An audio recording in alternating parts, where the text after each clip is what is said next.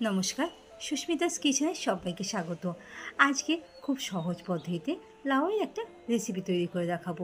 গরমকালে সবার বাড়িতে কম বেশি লাউ এসে থাকে, কিন্তু সবসময় লাউ দিয়ে একই রকম ডাল বা লাউ চিংড়ি খেতে সবসময় ভালো লাগে না।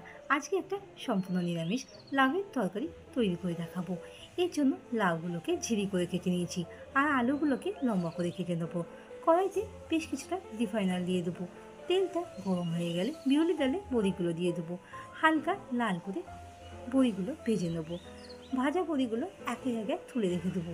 ওই তেলের মধ্যে গোটা জিরে আর শুকনো লঙ্কা ফোড়ন দিয়ে দেবো।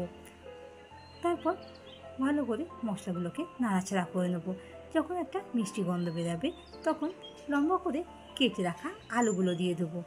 হালকা নাড়াচাড়া করে নেবো। আর যে লাউগুলো কেটে রেখে দিয়েছিলাম সেগুলো ভালো করে জলে ধুয়ে আলুর মধ্যে দিয়ে দেবো। আর আলু আর লাউটাকে হালকা নাড়াচাড়া করে দেবো। তার মধ্যে সামান্য কিছুটা নুন দিয়ে দেবো আর অল্প কিছুটা চিনিও অ্যাড করে দেবো। এরপর ভালো করে মিশিয়ে নেবো সবগুলোকে। আর 1 চামচের মতন হলুদ দিয়ে দেবো কালারের জন্য। নাড়াচাড়া করে ঢাকা দিয়ে লো ফ্লেমে আলু আর লাউটা হতে দেবো।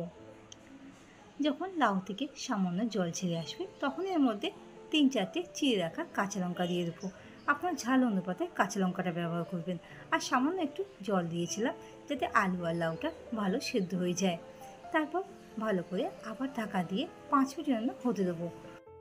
অন্যদিকে একটা বাটির মধ্যে 1 চামচ পোস্ত আর 2 চামচের মতন তিল হালকা ভেজে নেব। এরপর ঠান্ডা হয়ে গেলে পোস্ত, তিল আর কাঁচা লঙ্কার একটা মিশ্রণ তৈরি করে নেব। আর লাউটা যখন এই স্টেজের হয়ে যাবে, আলু আর লাউটা সেদ্ধ হয়ে যাবে, তখন ভেজে রাখা বড়িগুলো দিয়ে দেবো। হালকা নাড়াচাড়া করে নিয়ে বেটে রাখা মশলা দিয়ে দেবো। তারপর আবার কিছুক্ষণ নাড়াচাড়া করে নেব। ভালো করে মিশিয়ে ঢাকা দিয়ে তরকারিটা হতে দেবো 10 মিনিট লো ফ্লেমে। আশা করব রেসিপিটা ভালো লেগেছে।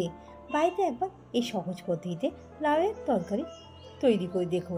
আর খেতে কেমন হয়েছে কমেন্ট বক্সে জানাতে ভুলো না কিন্তু। ভিডিওটা ভালো লাগলে লাইক আর শেয়ার করার মতো রইল।